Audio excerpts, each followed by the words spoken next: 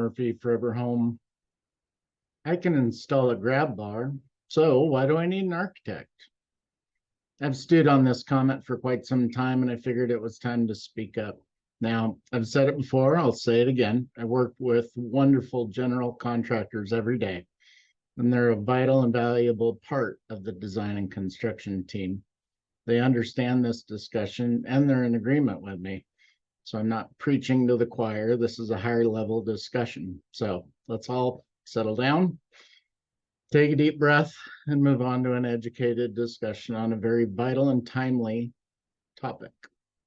It's been relayed to me more than once, secondhand, about some GCs, general contractors out there, as they're talking to a client about wanting to make alterations to their home so that that'll work better for them in their second half of life as their needs change at home, aka aging in place, the industry standard languaging at this time.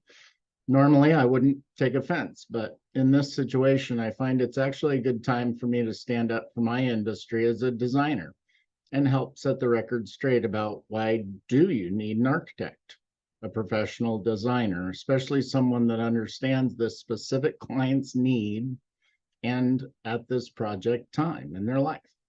So a question or two to that non-CAPS certified GC about your client. Do they know what the client's occupational therapist recommends? Which grab bar is going to work best for them? What their options are? What the specifications are on that particular mobility device?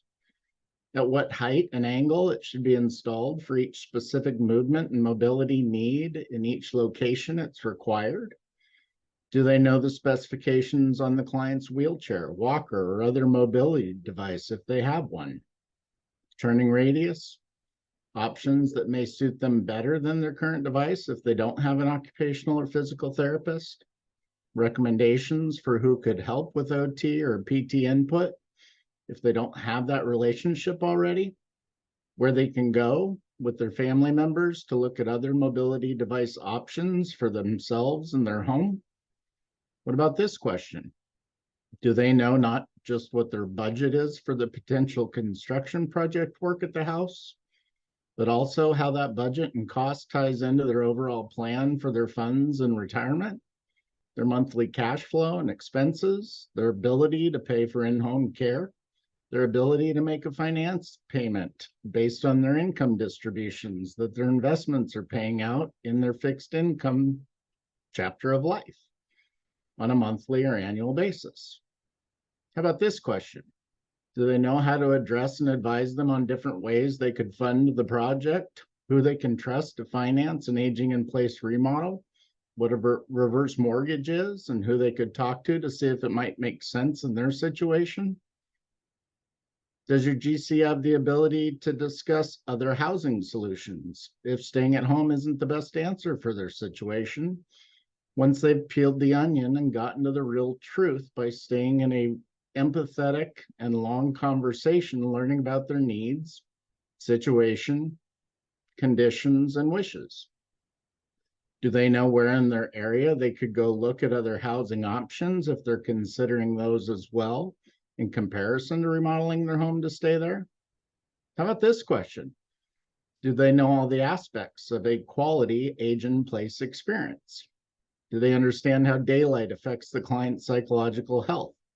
Do they understand that white surfaces could cause vertigo in Alzheimer's clients?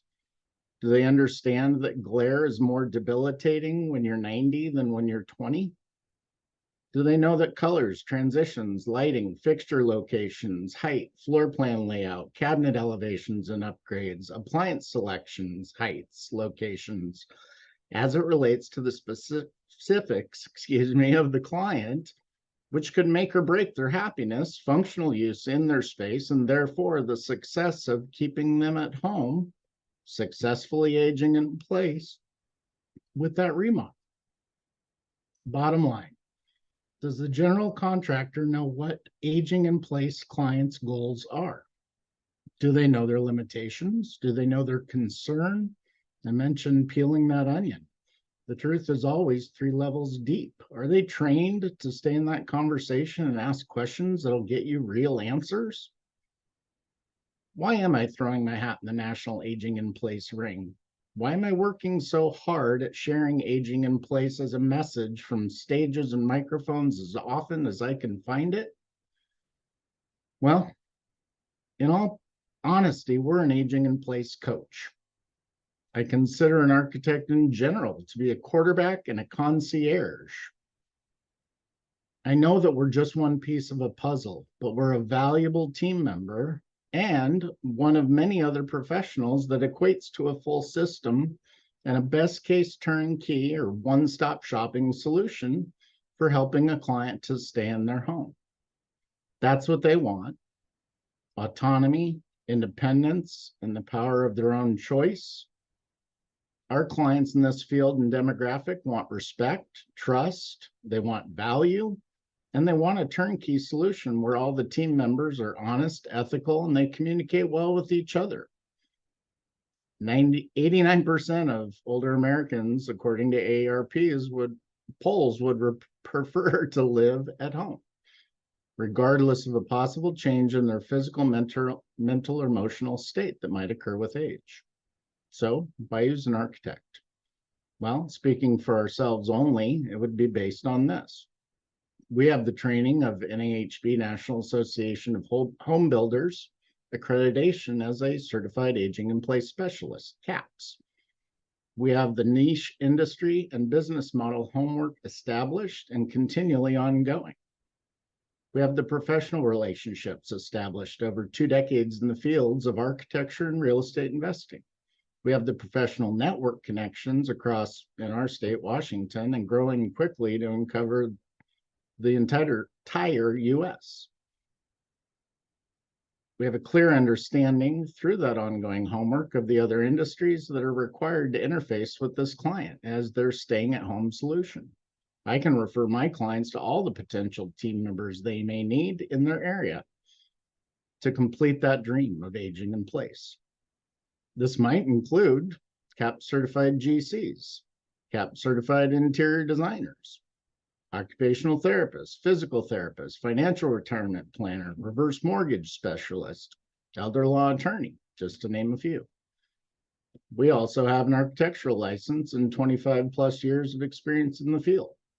We've been a part of over 1 million square feet of public space, actually approaching close to 2 million at this point, with ADA accessible commercial buildings, which includes design, permitting, and construction of office buildings, banks, multi-unit, multi-family apartment buildings, etc.